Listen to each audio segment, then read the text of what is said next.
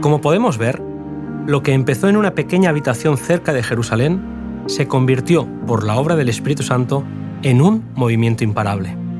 Hoy, heraldos del Evangelio.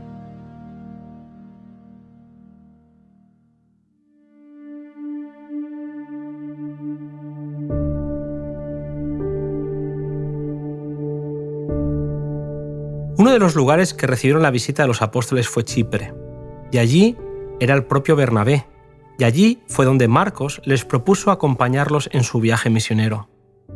En Pafos se encontraron con Bar Jesús, un falso profeta que engañaba al procónsul del lugar, y que, aunque deseaba oír la palabra de Dios, no podía hacerlo por los engaños de aquel hombre mago.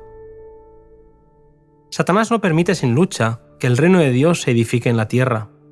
El procónsul había hecho llamar a los apóstoles para que le enseñaran el mensaje que habían venido a dar, pero las fuerzas del mal, obrando por medio del hechicero Elimas, trataron con sus funestas sugestiones de apartarlo de la fe y frustrar así el propósito de Dios. El enemigo caído trabajaba siempre por conservar en sus filas a los hombres de influencia que, si se convirtieran, podrían prestar eficaz servicio en la causa de Dios. Aunque penosamente acosado por Satanás, Pablo tuvo valor para increpar a aquel por quien el enemigo estaba trabajando. Lleno del Espíritu Santo, el apóstol increpó a Bar Jesús, y éste quedó ciego por un tiempo. La ceguera no fue permanente, sino temporal, a fin de que se le indujese a arrepentirse y a procurar el perdón del Dios a quien había ofendido tan gravemente.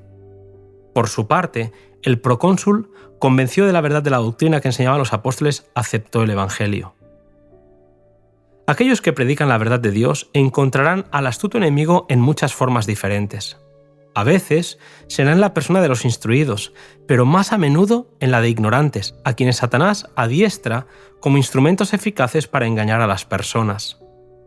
Es el deber del ministro de Cristo permanecer fiel en su puesto, en el temor de Dios y en el poder de su fortaleza. Pablo y sus compañeros siguieron viajando y confiando en el Señor a pesar de las muchas adversidades, privaciones y peligros que los rodeaban. Sentían un profundo amor por las almas que perecían y se centraban en buscar a las ovejas perdidas en lugar de centrarse en su propia comodidad y conveniencia. Allí fue donde Marcos, abrumado por el temor y el desaliento, vaciló en su propósito de entregarse de todo corazón a la obra del Señor. Había trabajado con éxito en circunstancias favorables, pero ahora, en medio de la oposición y los peligros que con tanta frecuencia asedian al obrero de avanzada, no supo soportar las durezas como buen soldado de la cruz. Marcos se intimidó y, perdiendo todo su valor, se negó a avanzar y volvió a Jerusalén. La actitud de Marco produjo cierta tensión entre Pablo y Bernabé. Uno juzgó al joven de forma desfavorable, mientras que el otro se inclinaba a excusarlo por su inexperiencia. Con el correr del tiempo, Marcos se entregó sin reservas al Señor y a la obra de predicar el mensaje evangélico en campos difíciles, y Pablo lo volvió a recibir como un valioso colaborador. Después de la partida de Marcos, Pablo y Bernabé visitaron Antioquía de Pisidia, donde el sábado tuvieron oportunidad de hablar a los allí reunidos. Pablo pronunció un maravilloso discurso y relacionó la historia de Israel con Jesús como el Salvador de los hombres, el Mesías de la profecía.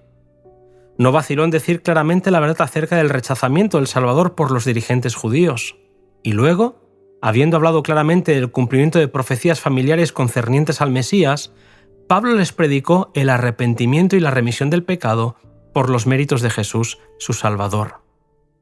El Espíritu de Dios acompañó las palabras que fueron habladas y fueron tocados los corazones.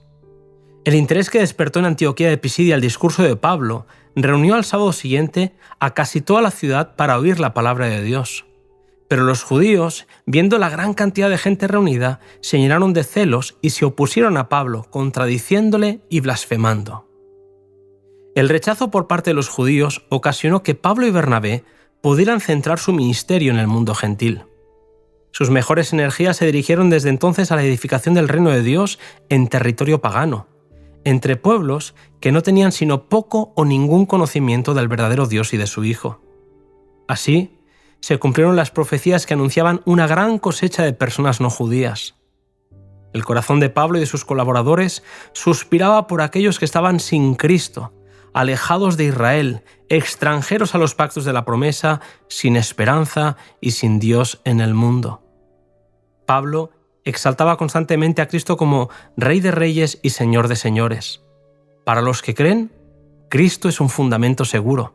Sobre esta piedra viva pueden edificar igualmente judíos y gentiles.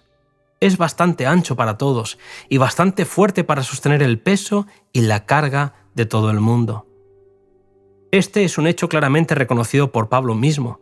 En los días finales de su ministerio, cuando al dirigirse a un grupo de gentiles creyentes que habían permanecido firmes en su amor a la verdad del Evangelio, el apóstol escribió que estaban edificados sobre el fundamento de los apóstoles y profetas, siendo la principal piedra del ángulo Jesucristo mismo. Efesios 2, versículos 19 y 20. Frente a la predicación del Evangelio de Cristo, el prejuicio de los judíos provocó la expulsión de Pablo y Bernabé.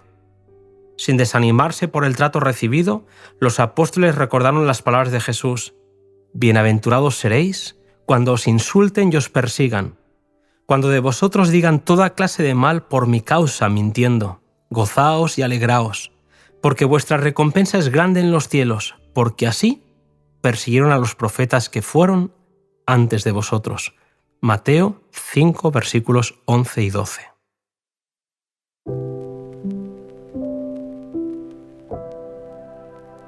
Damos gracias a Dios por las promesas maravillosas que nos dio y que nos sostienen en la dificultad. Te espero, querido amigo, en el siguiente podcast cuyo título es La predicación entre los paganos.